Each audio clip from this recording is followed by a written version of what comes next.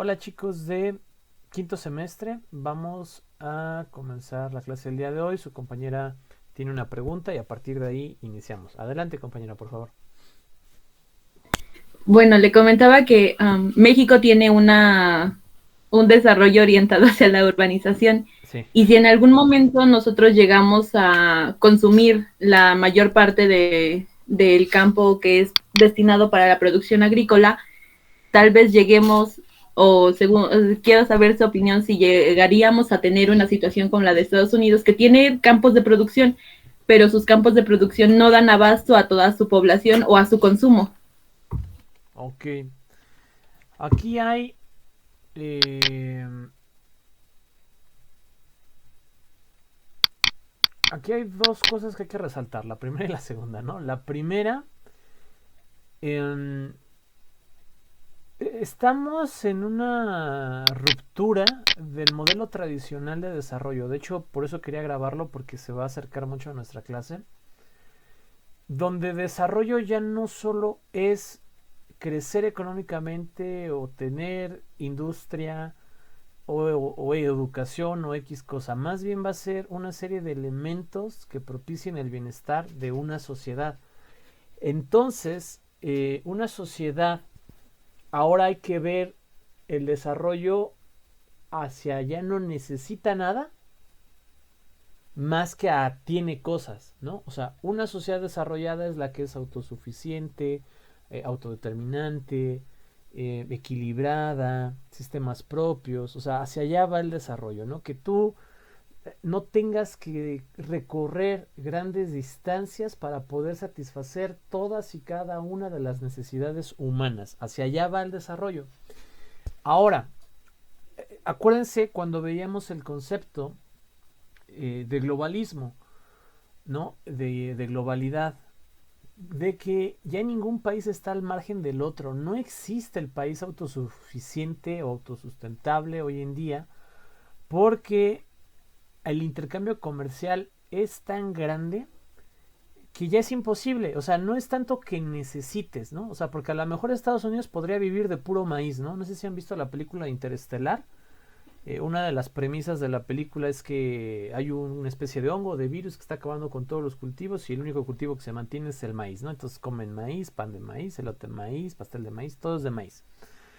Y el maíz es uno de las tres semillas de sustento básico de la humanidad. Maíz, trigo y arroz. Maíz es América, trigo es Europa y arroz, bueno, Europa, un poco de África y arroz es Asia, ¿no? Más o menos son las tres semillas principales lo que más se consume. Y hay una teoría bien padre que te dice lo que genera genéticamente y nutricionalmente cada una de estas en la población. Por ejemplo, el maíz tiende a disminuir la estatura de las personas y se dan cuenta en Latinoamérica no somos muy altos. O sea, sí hay, pero no tanto, ¿no? El trigo, por el contrario, tiende a aumentarla. Entonces, en Europa son muy altos, ¿no? Y el arroz es igual, tiende a no ser tan grande la estatura. O sea, hay que meterse a profundidad porque es ya... eh, no me acuerdo cuál es la ciencia que lo estudia. No sé si es biotecnología o hay otro concepto con lo agrícola, pero bueno, necesitaríamos meternos a las propiedades nutrimensionales de cada uno de los elementos, pero son las tres semillas base de la humanidad. Esas semillas se dan muy bien, son de las más fértiles, de las que más se pueden reproducir. El problema es que hoy en día queremos cosas que no se dan originalmente en nuestro país, ¿no? O sea, por ejemplo, aguacate en Estados Unidos consumen muchísimo aguacate, este, importan muchísimos quesos de Europa, ¿no? Igual aquí en México. Una de mis tiendas favoritas son las tiendas de ultramarinos, ¿no? Así se les denomina. Una de ellas es trigo, ¿no? Trico, para que no haya confusión. Estas tiendas se caracterizaban por colocarse en puertos comerciales, ¿no? Les hablo de la antigüedad. Y ahí reunían productos de todos lados del mundo. Pues se llaman ultramarinos porque venían de ultramar, ¿no? Y si van a Trico van a encontrar que queso de esto, que queso de aquello, que mermelada de no sé dónde, que cerveza de no sé qué otro lugar. O sea, es un lugar que tiene como productos muy específicos, muy exclusivos de cierta manera. Sin importar que se aprovechara todo el campo de cultivo en cualquier país, el país no va a ser sustentable alimenticiamente o alimentariamente porque depende de lo que se produce en otros lugares, ¿no? No les he dejado a ustedes los videos de cambio climático, ¿verdad? Profe. Ok, yo creo que a la brevedad, la siguiente semana los deberíamos de estar viendo como tarea para que me entiendan muchas de estas cuestiones que ya vamos a ver. Aunque estamos viendo desarrollo combate problemáticas públicas o problemática social, y la problemática social también se combate por políticas públicas. De aquí a final del semestre son las tres cosas que vamos a estar viendo: desarrollo, problemáticas sociales y políticas públicas. Entonces, les voy a compartir pantalla. Un segundo. Para que veamos una cosa. Esto es parte de la clase, por eso retomé la pregunta, por la idea de desarrollo, de hacia dónde vamos. Quizás nos estamos adelantando un poquito, pero no. Cuando nosotros veamos México, vean esta parte que está aquí en medio, que tradicionalmente se le denominaba Aridoamérica en la primaria, ¿no? Es una cadena montañosa bien complicada e intrínseca que se va a recorrer hasta Estados Unidos y va a llegar como hasta esta parte de acá, pero esta otra parte de Estados Unidos es muy plana y a falta de acercarnos un poco más, empezaríamos a ver muchísimas zonas de cultivo aparecer por ahí, ¿no?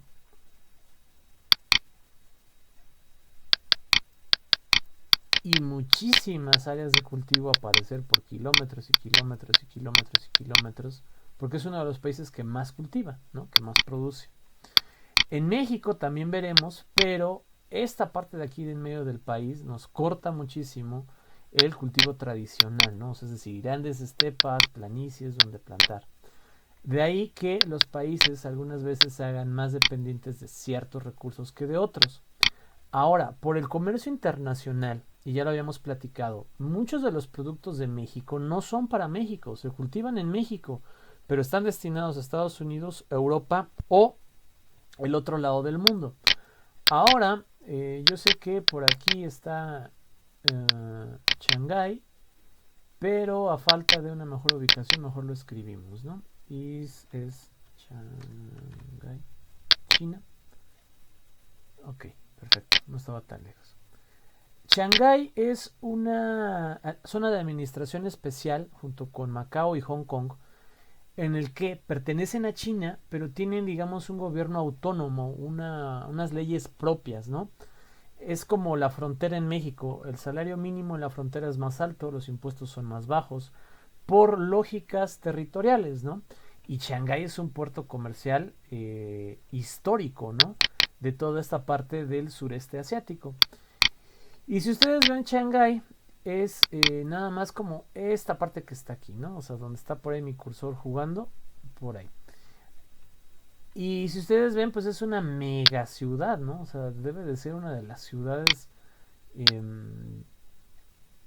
vaya, no sé, hasta se me irían las palabras, ¿no?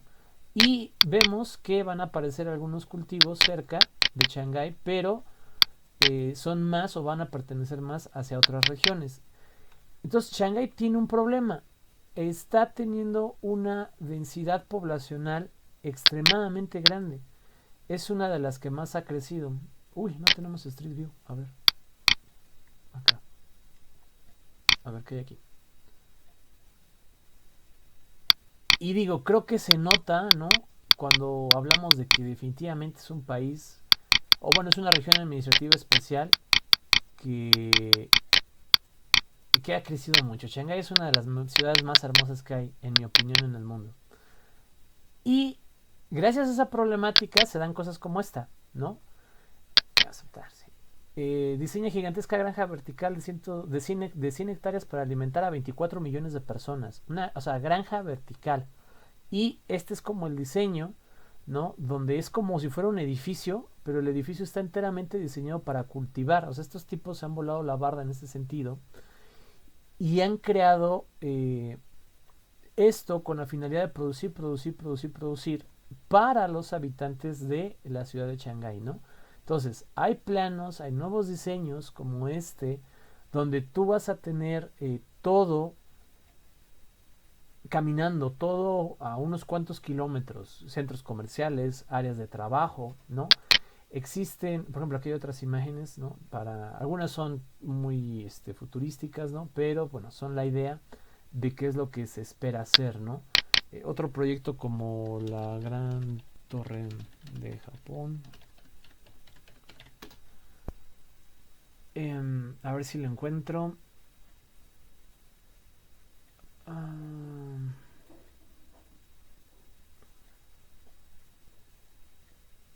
No, yo creo que lo voy a buscar más por acá.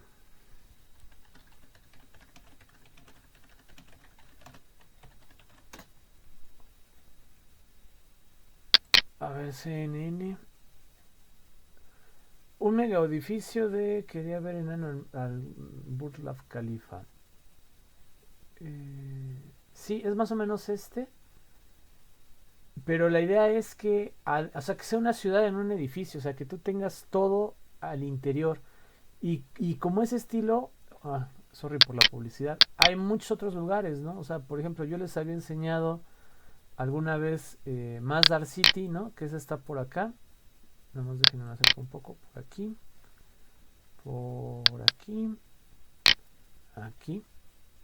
¿No? Que este rectángulo que está aquí es igual, es el proyecto de que todo lo encuentres en este pedazo de territorio, todo. Entonces, la idea del desarrollo más revolucionado del momento a futuro es ese, reorganizar las ciudades. Por eso es muy interesante, yo les había recomendado un documental en Netflix que se llama Con los pies en la tierra, donde sale Zac Efron, porque van a ver, entre muchas cosas, como ciudades tradicionales como París, que también es una densidad impresionante, empiezan a reagrupar distritos, empiezan a hacer como nuevas organizaciones territoriales al interior de la ciudad para asemejarse a esos otros proyectos de desarrollo, que encuentres bibliotecas, que encuentres teatros, que encuentres áreas de esparcimiento, deportivas, áreas de trabajo, ¿no? Todo desde aquí, en la gran ciudad. Entonces, México es un país atrasado y no. O sea, hay unas zonas muy bien planeadas y hay otras zonas que no. Quizás a falta de mejores ejemplos, ¿no? Nos podemos ir a Monterrey, ¿no? Y si vemos, por ejemplo, la parte, ¿no? Que es una de las ciudades como más planeadas, vamos a ver una calzada más cuadrada, más organizada, ¿no? En cierta medida. Y la parte más hacia acá, que creo que es un poco más adinerada, vamos a empezar a ver zonas verdes, espacios, ¿no? Algunas cuestiones como desordenamiento que busca eso, que encuentres todo en el mismo lugar. Y aquí tenemos Street View, sí. Y este es más tradicional.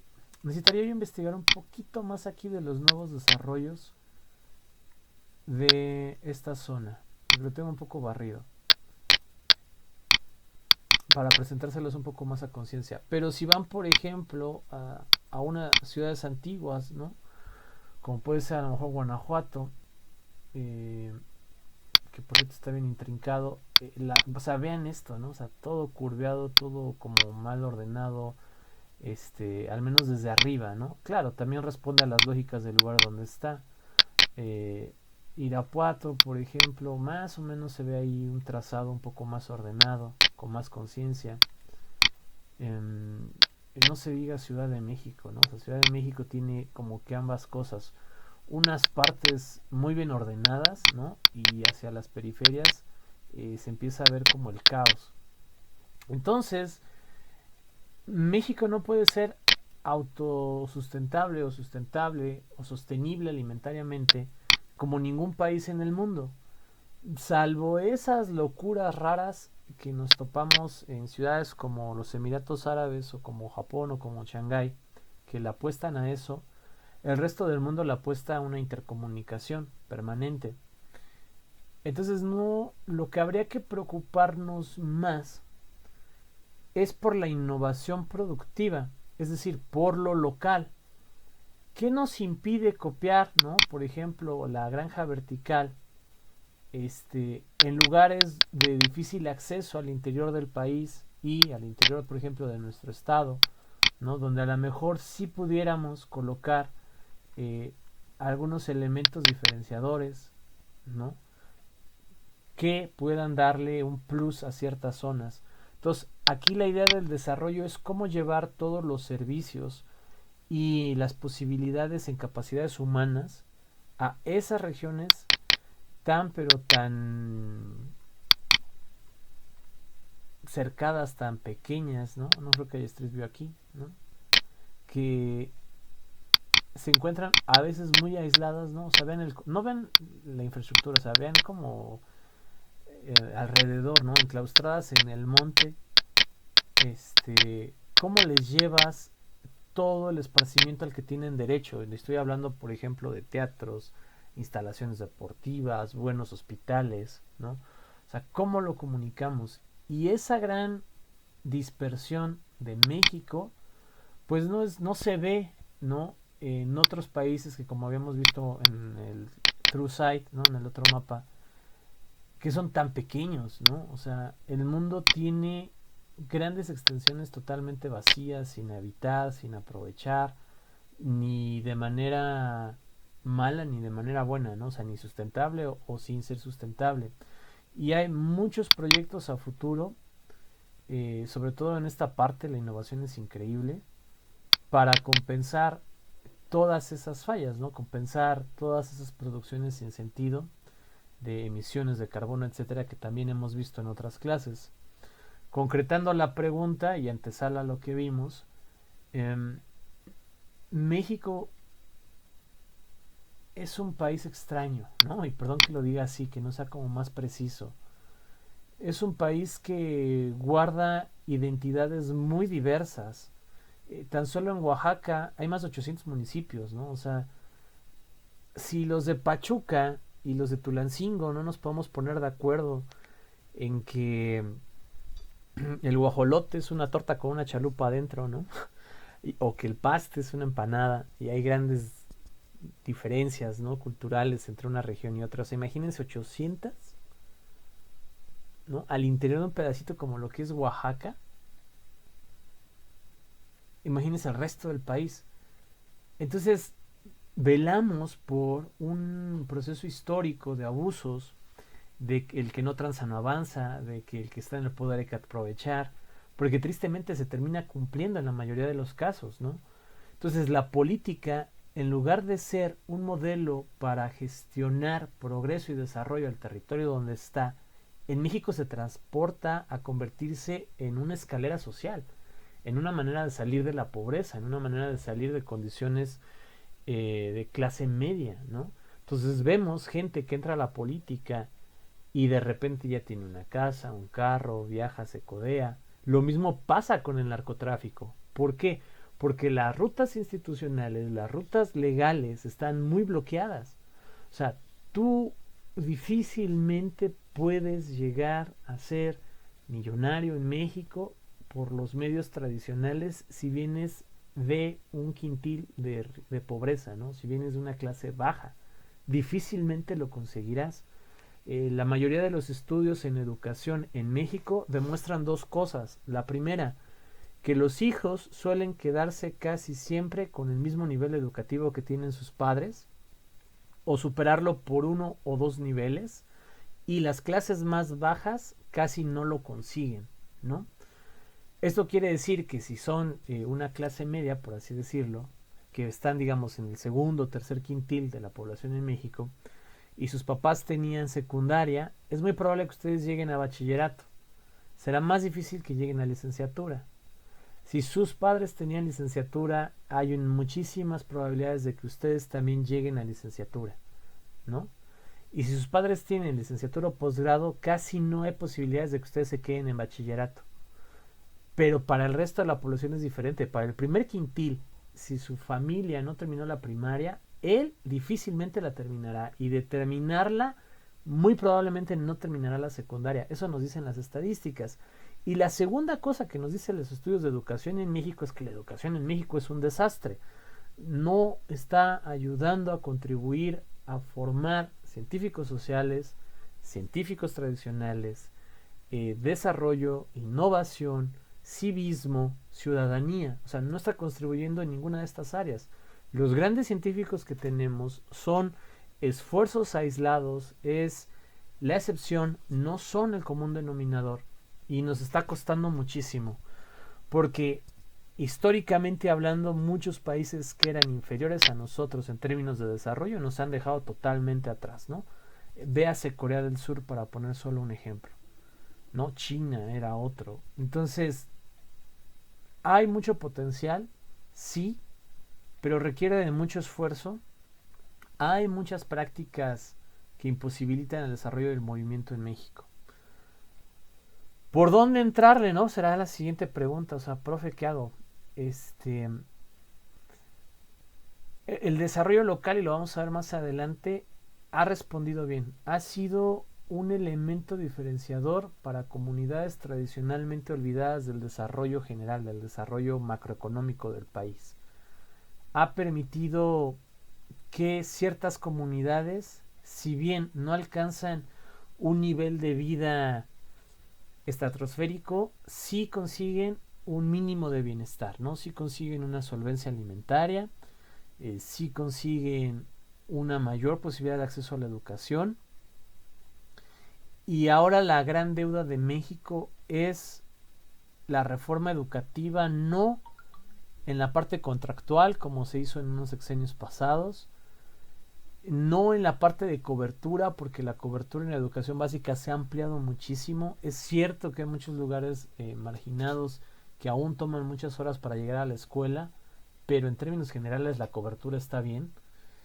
Ahora falta repensar la educación, es decir, cuando nos independizamos, este era un país de iletrados totalmente, o sea, pero totalmente, de gente que no sabía de historia, que no sabía de escribir, que no sabía de leer, y no es su culpa. O sea, el componente indígena era del 60% cuando inicia la independencia en México, ¿no? La gente letrada constituirá el 18% de esa población, la que puede leer y escribir en ese momento, en 1810.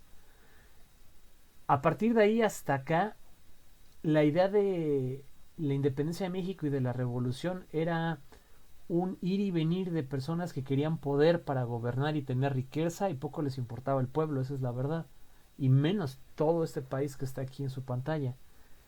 A partir más o menos de Cárdenas, ¿no? La educación quiere formar una identidad nacional, quiere unir el territorio, quiere unir y crear, fíjense, ya después de tanto tiempo, el colectivo de lo que es México, de lo que es ser mexicano, y la educación se convierte en una fábrica de obreros, es decir, en una fábrica de personas que saben leer y escribir y medio entienden 2, 3 cosas, aptos totalmente para la industria, pero hemos quedado rebasados totalmente. O sea, hoy industria ya no es el componente más importante o el sector productivo más importante en el mundo, ¿no? Son los servicios el más importante, seguido del sector cuaternario, ¿no? Que son servicios especializados hacia la enseñanza y la investigación. La educación ahora necesita darse cuenta de eso. O sea, ya no necesitamos aprenderte biografías, ya no necesitas aprenderte un buen de cosas. Las tienes que ver, sí, pero ahora lo que tienes que ser capaz de hacer es adaptarte, tener habilidades, resolver problemas, encontrar soluciones, proponer innovaciones, y sobre todo en todo este gran territorio que está en muchos sentidos abandonado y sin que se le voltee a ver, ¿no? O sea, ya no se necesitan fuertes inversiones en Pachuca, en Tulancingo. O sea, necesitamos salirnos de los modelos tradicionales o de las inversiones tradicionales en este estado y en todos lados, para que sea atractivo ir a otros lugares, migrar a otros lugares, y que no haya una gran densidad de personas en un lugar que genera una gran cantidad de problemas. No sé si me fui mucho de la pregunta, creo que sí, pero espero haberla respondido, compañera. Sí, profe, gracias. De nada, vamos a continuar un poco. La clase pasada vimos teoría estructuralista del desarrollo y ya habíamos visto teoría de la modernización. Vamos a ver teoría marxista del desarrollo en 2 partes, y la teoría, vamos a ver si llegamos hasta acá. Vamos a dejar aspectos estratégicos para el lunes. que se va a ir más rápido. Ya saben, dudas, me interrumpen. En la teoría neomarxista del desarrollo dice que... Sí, esta no la habíamos visto, ¿verdad? Todavía no. Ok, va, toma agua y sigo. Se relaciona con lo que usted decía. Es decir, el subdesarrollo es un proceso de continua extracción de los centros, ¿no?, del excedente que se genera en la periferia. Los países subdesarrollados se caracterizan por bajo ingreso per cápita y baja acumulación de capital. El desarrollo económico se caracteriza por la reinversión nacional del excedente, concentrado solo en algunos lugares. El desarrollo futuro de cualquier país está determinado por su posición en la economía internacional. Estas son como las premisas que el modelo ve en los otros modelos de desarrollo, ¿no? El elemento central del método de análisis es la adopción de una perspectiva histórica y atención hacia el control del excedente de los países subdesarrollados por las diferentes clases sociales. La inserción de los países subdesarrollados en el sistema de relaciones de intercambio desigual está provocado por la introducción de estos en el sistema de relaciones por los países capitalistas industrializados. ¿Qué quiere decir todo esto? Que los países que ya tenían un proceso de industrialización avanzado, como vimos en la otra clase que les puse este mapa de las emisiones de carbono, o sea, Europa y América se desarrollaron a costa de todos los demás, cuando todos los demás estaban en guerras de independencia, en revoluciones sociales, apenas incursionando en la industria. Todos estos ya eran grandes mercantilistas, ya eran grandes países, comerciantes, y vendían o conquistaban sus productos en los demás territorios, ¿no? Esta teoría propondría mirar a los países subdesarrollados y a la necesidad que existe de estos países por involucrarse con los países subdesarrollados. Y un buen ejemplo de esto es el famoso Fondo Verde, ¿no?, de la ONU. Lo podemos buscar aquí de rápido. A ver. Fondo Verde. Ay, menso, pero no ese Fondo Verde. Creo que es de la ONU. Ajá. Fondo Verde para el Clima, ¿no? El Fondo Verde, como aquí lo dice, fue creado en 2010 en la Convención del Marco de las Naciones Unidas con el fin principal de ser el mecanismo principal internacional que ayuda a los países en desarrollo a reducir sus emisiones de efecto de gas invernadero. En pocas palabras, es un fondo donde hay dinero, donde los grandes países industrializados lo meten dinero, tienen una cláusula de cuánto deben de tener en pacto de estas reuniones de las partes, ¿no?, que son las que tienen o las que ven o velan por el cambio climático. Y hay un problema, ¿no? Nos regresamos al mapa. Países como por ejemplo Alemania, voy a extrañar las clases en línea un buen, como no tienen idea. ¿Dónde está Berlín? De repente dicen, o sea, sí, yo tengo que volverme menos contaminante, ¿no?, y lo que quieras, pero ¿dónde coloco en una ciudad completamente densa como Berlín esos nuevos bosques y esas nuevas hectáreas y esos nuevos árboles que tengo que plantar, ¿no? O sea, solo por darle una ojeada. Dime en qué pedazo quieres tú que tire edificios. Ah, me metí en una tienda, ¿no? Fondo verde para que yo pueda, ¿por qué siempre me meto donde no puedo caminar?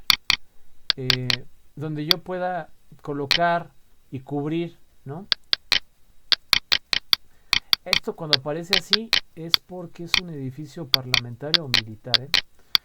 O sea, ¿dónde planto yo extensiones de árboles y extensiones de árboles y extensiones de árboles si yo ya no tengo espacio en mis grandes ciudades, ¿no? O sea, que son donde más se emiten gases de efecto invernadero. La respuesta del Fondo Verde es bien sencilla. Tú tienes una cuota, digamos, de árboles que plantar al año, ¿no? Y obviamente no vas a plantar acá porque aquí ya hay árboles, ¿no? O sea, se trata de nuevas áreas. Entonces, metes dinero al Fondo Verde para que países en vías de desarrollo, ¿no?, como puede ser, por ejemplo, México, Colombia, este lado que está acá, que tienen muchos espacios, como se puede ver, ¿no?, que sus ciudades no son tan densas, ¿no?, la mayoría de ellas, puedan crear, ¿no?, algunas reservas ecológicas y tengan espacio para hacerlo.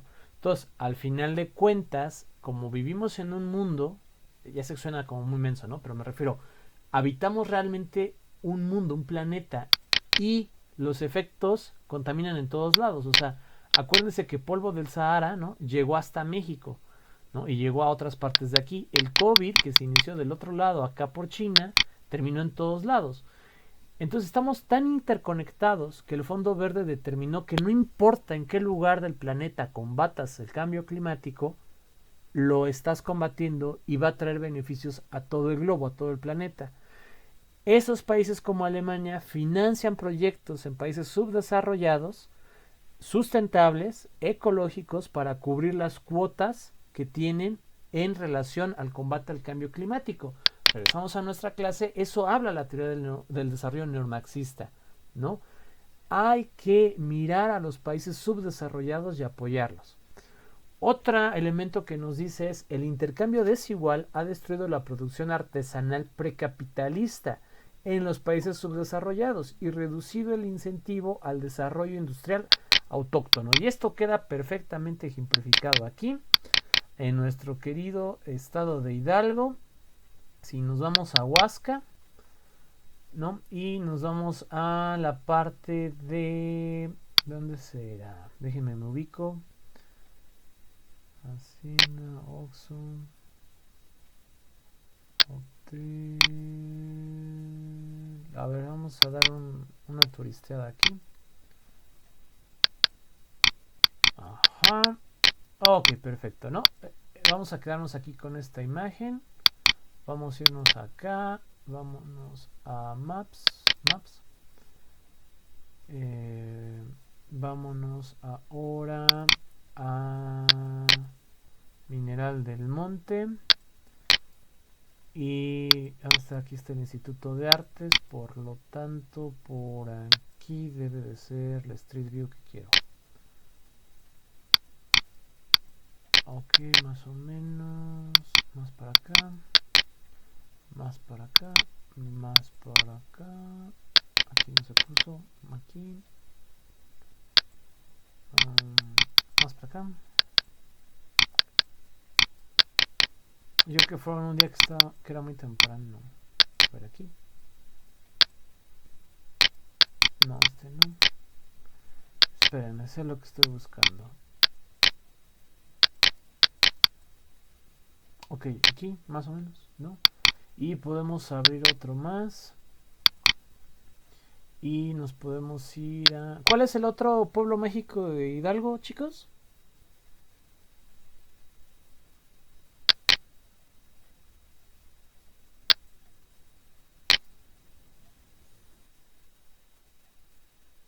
No todos a la vez.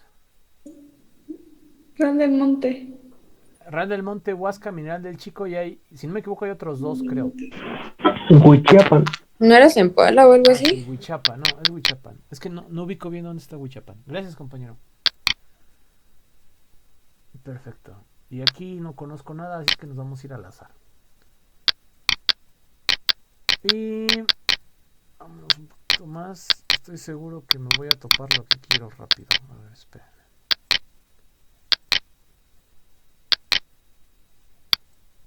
Claro, ¿no? Y entonces, esta teoría dice: el intercambio desigual ha destruido la producción artesanal. Y nos vamos a un pueblo mágico y vemos artesanías y vemos que tienen cierto perfil de artesanías. Y nos vamos a otro y vemos que es más o menos lo mismo, el mismo merchandising, digamos, ¿no?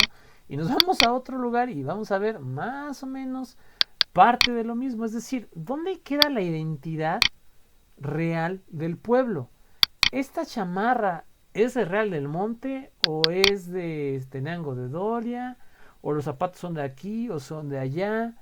¿O todos los pueblos mágicos del país han sufrido una transformación violenta, se parecen, han sido obligados a poner este estilo de tejas, este estilo de empedrados, ¿no?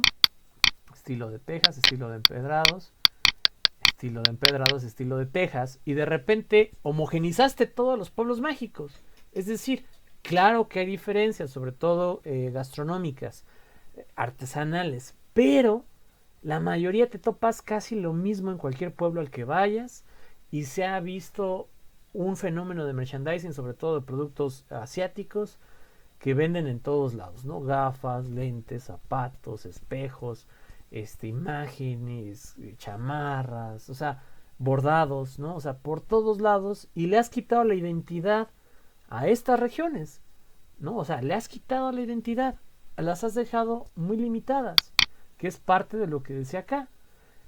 Ese otro punto, las exportaciones manufactureras de los centros reducen aún más el incentivo de industrialización de la periferia.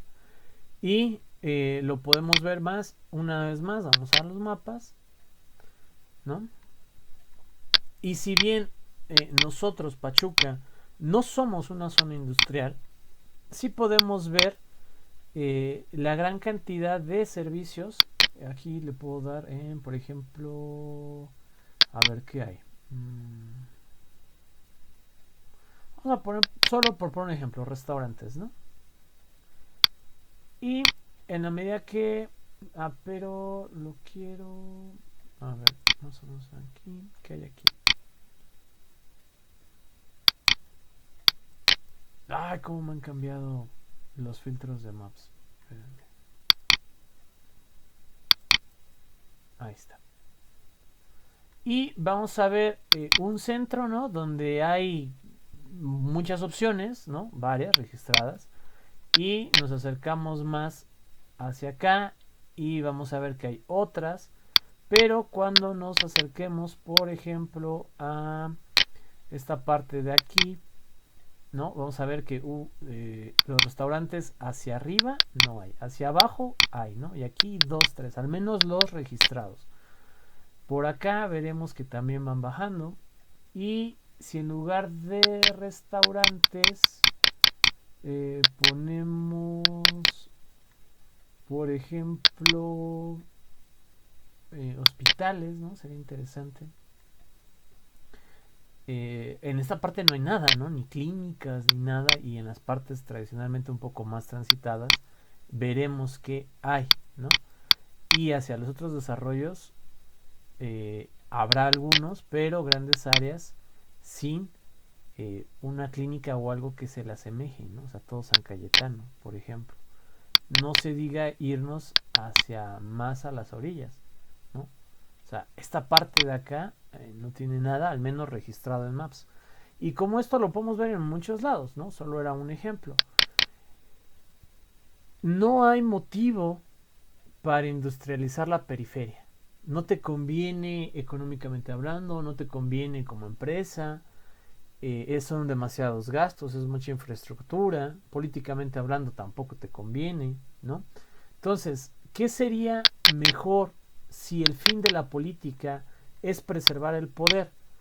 Hacer algo, ¿no? En esta zona densa que es Pachuca, que se ve así grande desde lejos, o hacer algo aquí en Acayuca, ¿no? O hacer algo aquí en Zapotlán.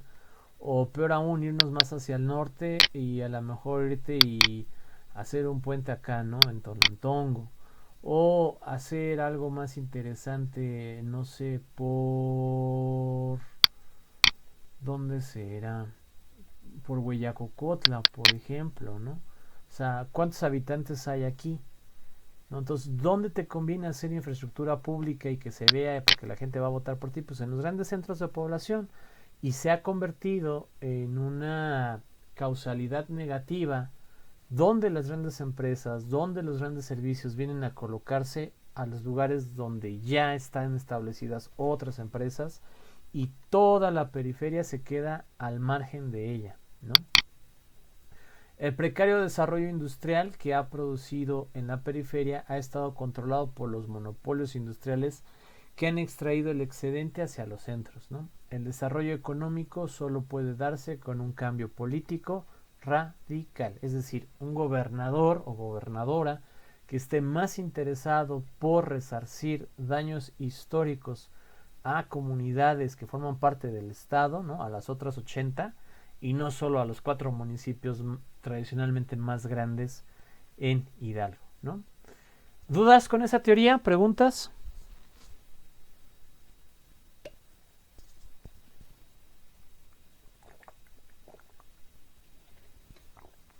Chicos. Considero que el cambio radical sí está quizá en el gobierno, como como usted dice, el tomador de decisiones, pero podríamos influir algunos otros, pueden influir algunos otros agentes para eso, ¿no? Sí, por supuesto que sí. No es como yo digo, así lo Pero pues dice esa la es una teoría. teoría, ¿verdad? Sí, sí, sí. Sí, sí, sí. No, yo voy más de la idea de usted. Bajo la teoría del desarrollo marxista, el cambio viene de la política. En un enfoque ya de la clase, ¿no? Más del conocimiento entre todos. Claro, hay muchos agentes que influyen en la toma de decisiones y en el cambio de muchas cosas. Asociaciones civiles, grupos universitarios, influencers, pero influencers en el buen sentido, ¿no? O sea, eh, por ejemplo, eh, es que el término influencer con YouTube y las redes sociales se ha como menospreciado. Porque el original de influencer es alguien capaz de incidir en elementos importantes de la sociedad, ¿no? Cuya opinión es como muy respetable o respetada. Por ejemplo, la OMS, ¿no? La OMS es un influencer, o sea, la Organización Mundial de la Salud tanto poder tiene que declaró la pandemia y obligó a muchos países al confinamiento, ¿no? Eh, el Papa, por ejemplo, ¿no? Les guste o no les guste, definitivamente también es una figura que influye muchísimo en muchas tomas de decisiones. La ONU, aunque la ONU a veces es más teatro que otra cosa. Eh,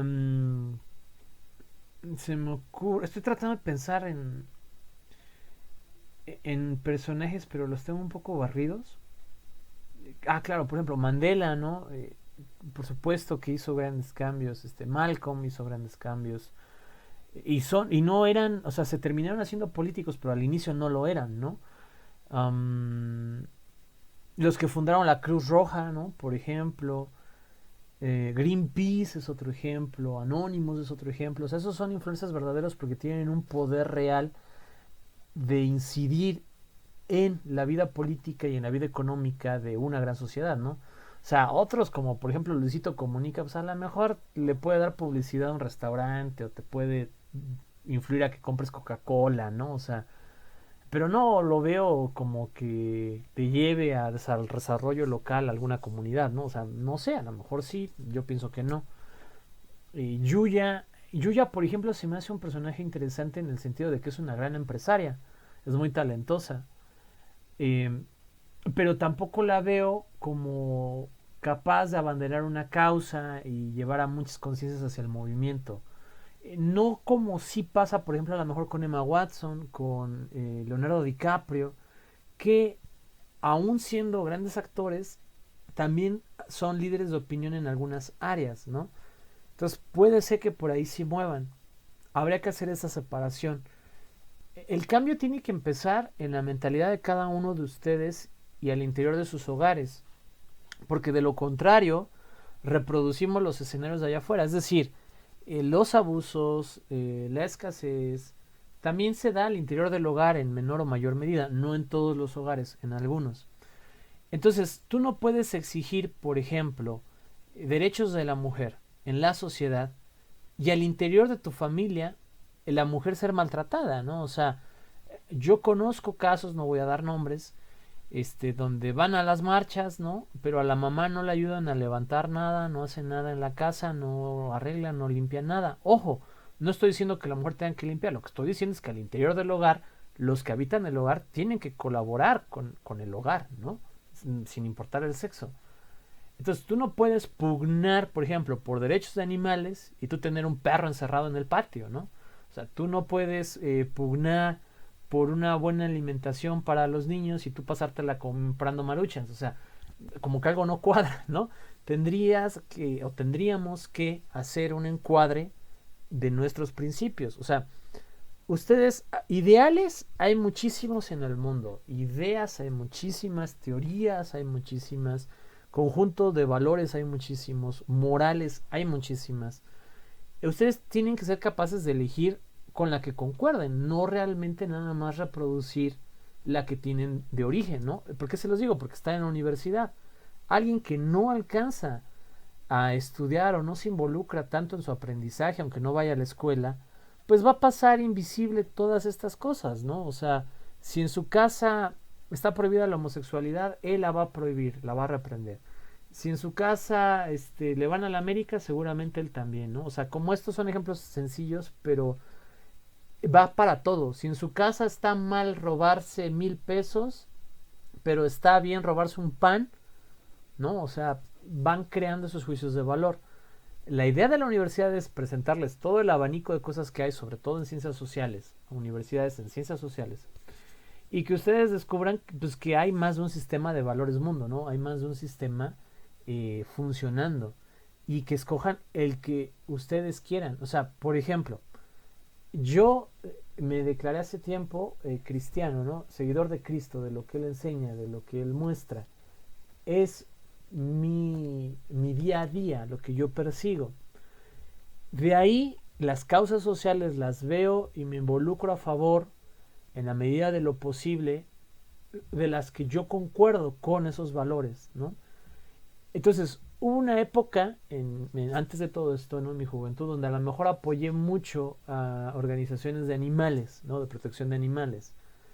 Y después, con el aprendizaje, con aumentar muchas cosas, pues me di cuenta de que sí, pobrecitos animales sufren mucho, pero tenemos un abanico de un buen de personas que sufren demasiado, ¿no? Personas. Entonces, hoy en día vamos más encaminados, en mi esposa y yo, a apoyar, ¿no? A personas en desventajas.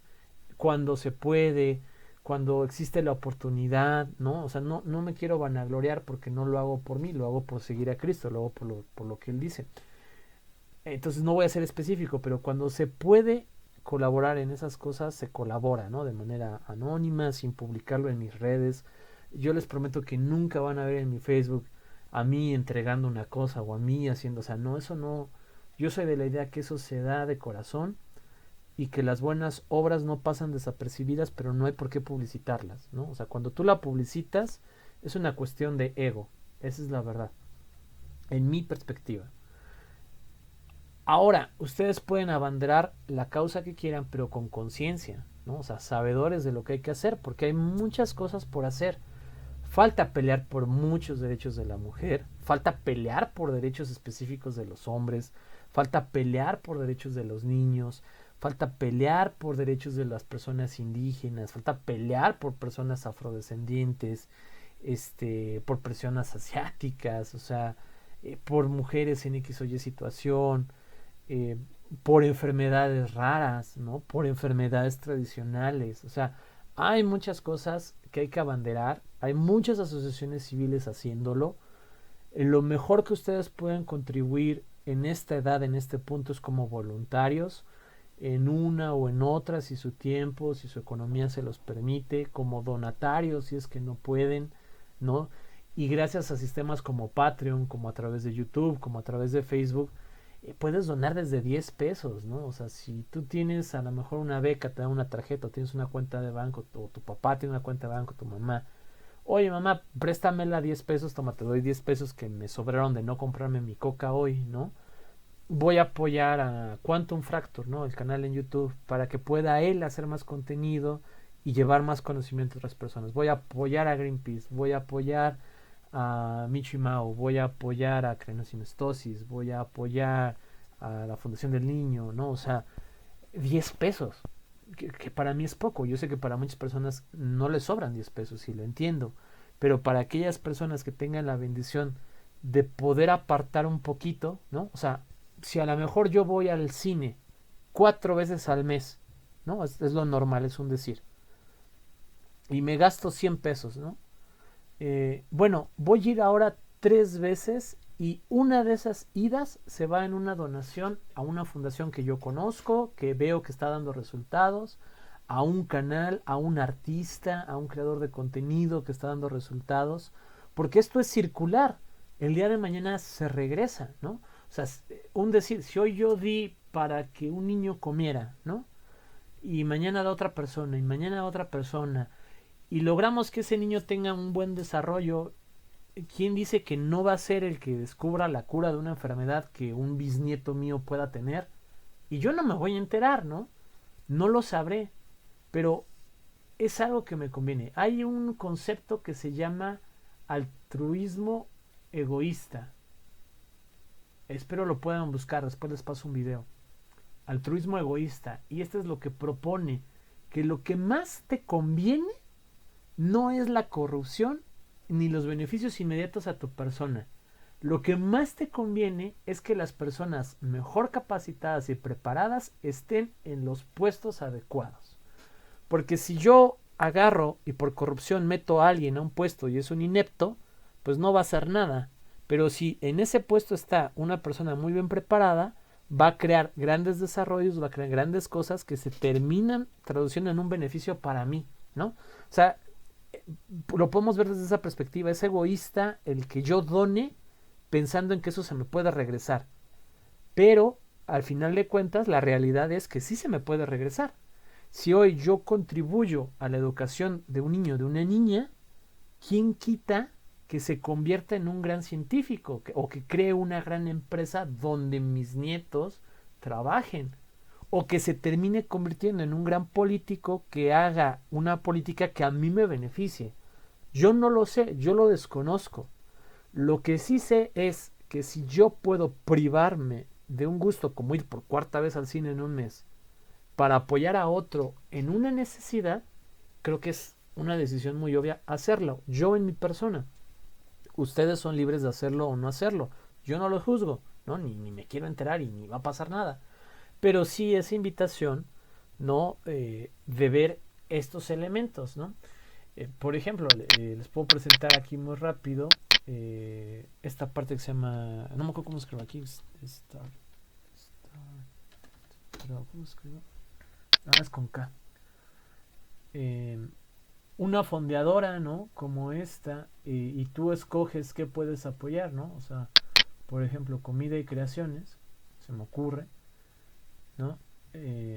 Y te metes, ¿no? A ver los proyectos que hay, ¿no? De personas. Big Ocean Bottle, the smartest bottle that cleans our oceans, ¿no? Y, o sea, una botella que limpia nuestros océanos. Y tú puedes ver el video, ¿no? Ver de qué se trata, ¿no? Ver quiénes son los responsables, ver qué otros proyectos tienen, la historia, de qué se trata, ¿no? Cuánto están solicitando, ¿no? Para contribuir, para hacerlo realidad. Y tú agarras y donas, ¿no? O sea, yo quiero patrocinar este proyecto, dono X cantidad. Van 2.554 donadores a nivel global y han recaudado $246,000, ¿no? O sea, es interesante.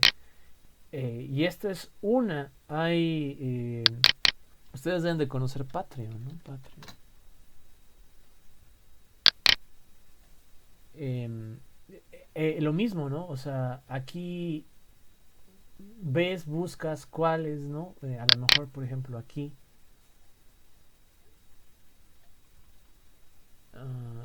Bajamos, a ver, empezar.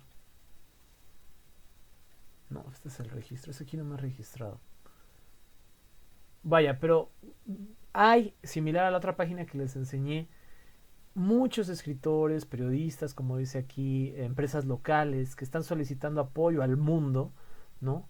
Para seguir haciendo lo que ellos hacen, ¿no? O sea, un artista, algo, y a lo mejor les podemos donar algo, ¿no? Hay otro, ¿no? Que se llama OnlyFans, pero no me voy a meter porque tiene como muy mala fama. Pero originalmente no se creó para vender fotos provocativas, ¿no? Sino era algo similar a estas ideas, a estos proyectos. Patreon y Kickstarter me parecen un poco más formales. Hay muchos otros en los cuales uno puede contribuir. Y entonces la pregunta es, o sea, ¿quieres? ¿No? Y la respuesta, si es sí, bueno, hay muchas formas. A mí me encantaría, por ejemplo, subir y viajar al mar y recolectar plástico, ¿no? Es algo que a mí me gustaría, pero en este momento no lo puedo hacer. ¿Qué sí puedo hacer? Pues puedo donar a empresas que ya lo hacen, puedo donar a organizaciones de la sociedad civil que ya lo hacen, ¿no?